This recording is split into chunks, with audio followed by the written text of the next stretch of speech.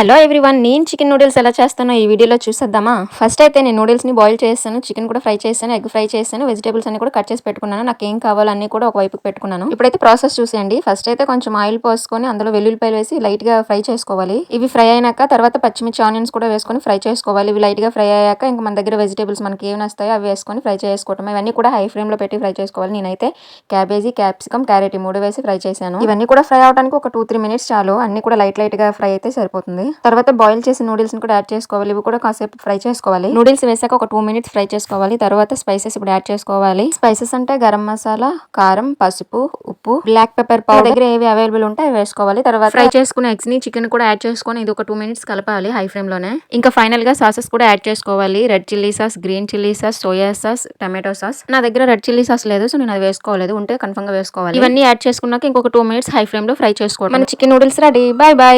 నచ్చితే ఒక లైక్.